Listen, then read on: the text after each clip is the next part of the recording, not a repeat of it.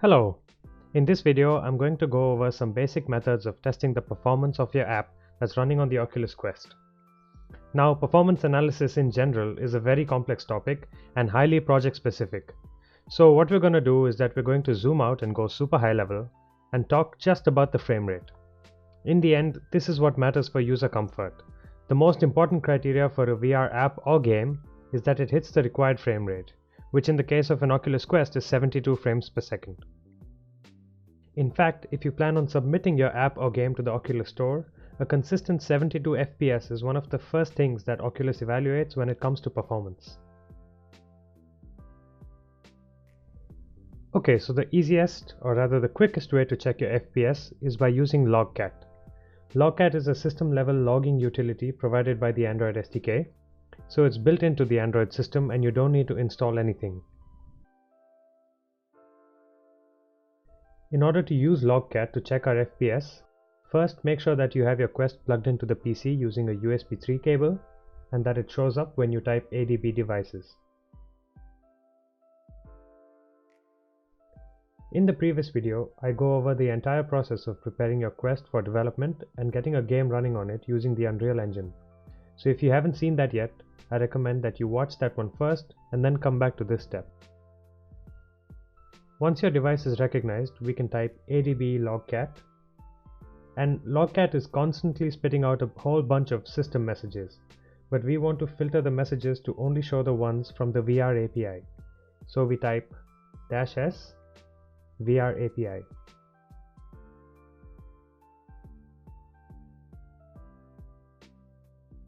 And now once every second we receive a log message from the VR API with the performance report of some key stats that we will take a closer look at in a second. But right now I'm in this Oculus home environment and the stats that are being displayed by Logcat correspond to this app. So to check the performance of my app, I can go into the unknown sources section. And here's the app that we installed in the previous video, so I'm just going to launch it.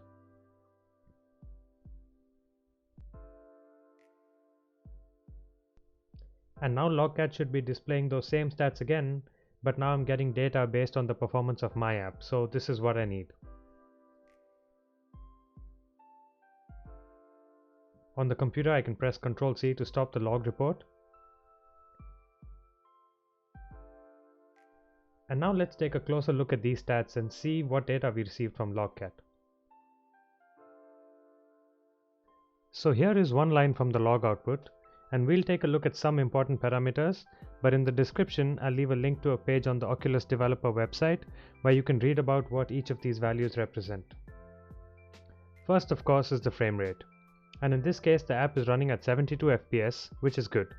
You need to make sure that your app can sustain this frame rate even after running continuously for many minutes. However, there is a value that's more important than the FPS, and that's this: the number of stale frames. The number of stale frames refers to the number of frames that couldn't be rendered in time. In order to achieve 72 FPS, each frame needs to be rendered in about 13 milliseconds. If a frame takes longer than 13 milliseconds to render, it is discarded and considered a stale frame. And the reason why this value of stale frames is more important than just the FPS value is that Oculus uses a system called asynchronous time warp that can essentially generate new frames for you based on the previously rendered frame. So if a frame takes too long to render, time warp will create a frame, and the FPS value shown earlier might also include these generated frames. So the stale frames value is where the real problem lies. You need to make sure that the value of stale frames is as low as possible. The next interesting value is the FOV, which refers to the fixed foveated rendering level, not the field of view. A value of 0 means that fixed foveated rendering is turned off, so all areas of the screen are being rendered at the native resolution. The value of FOV can be increased, and the higher you set the FOV, the lesser the load on the GPU, and the lesser the visual quality around the user's peripheral vision. In these images, all pixels are calculated in the white areas, only half the pixels are calculated in the red areas, 1/4 in the green, 1/8 in the blue, and 1/16 in the magenta areas. The value of FOV can be adjusted on a per frame basis in your app, so as to achieve a good balance between performance and visual fidelity. One of the things that can help you determine what value to set the FOV to is the next log entry, which shows the CPU and GPU utilization levels. This value can range from 0, which is the slowest and most power efficient, up to a value of 4, which is a high clock speed value but also creates heat and drains the battery a lot quicker.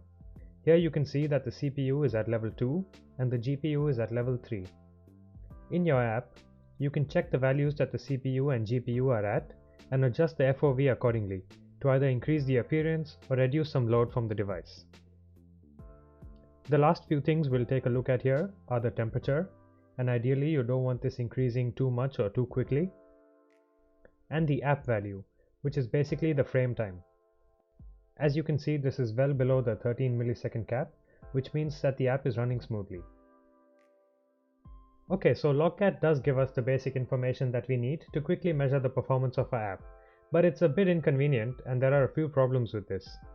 As you saw earlier, you have to do some things in the headset and at the computer at the same time, so I don't know in real time which parts of my app aren't performing well because I have the headset on my face. Also, it would be so much more convenient to see these stats in the form of a graph because that's just easier to digest and I can get a sense of how these values change over time. Enter OVR Metrics tool. This is a great little tool that does all these things that I just mentioned, and you can also easily export the data as a CSV or a PNG file. So let's get to installing this tool and I'll show you how it functions. Download the files from here and the link is in the description.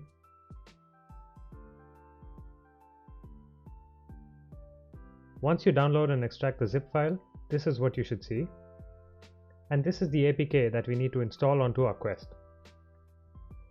In order to sideload this APK on the Quest, first connect your headset to the computer using a USB 3 cable and make sure that it's detected when you type ADB devices. Now I need to copy the path of the APK file, so right click while holding down Shift and select Copy Path. Now in the command line, type ADB install and paste the path that you just copied. Just going to remove the quotation marks and hit enter. Now the OVR Metrics tool should be installed on the headset, so let's jump into VR and take a look at its features. Okay, so you can find the OVR Metrics tool in the unknown sources section. Let's launch it and give it a second. And what this tool does is that it overlays a graph like this one on your screen, like in your headset, so you can see the real-time performance of whichever app you are in. To activate this, select Enable Persistent Overlay. It also gives you the option to record data to a CSV file, and if you choose to do so, you can find the recorded data here under View Recorded Sessions. Right now it's empty because I haven't recorded anything. Then you have some other options about what data to display, and by default everything is displayed and I'm just going to leave it like that. You can also change its scale and position if you'd like. Also, you can go into the Stats tab, and here you can find basically every stat that you need. There's really a whole lot of them. And you can choose to either show it as a number, so it shows up here, or you can choose to show it in the graph. But basically, now that we've enabled the persistent overlay, let's launch an app and see it in action. So if I go back into the library and unknown sources, you can launch any app and measure its performance, of course, but I'm just going to launch this Quest Test app again.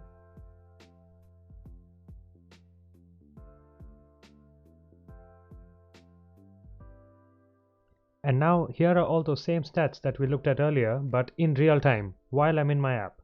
So I can see the FOV level, the current FPS, which is also shown here in this graph, as well as the CPU and the GPU utilization levels and the number of stale frames.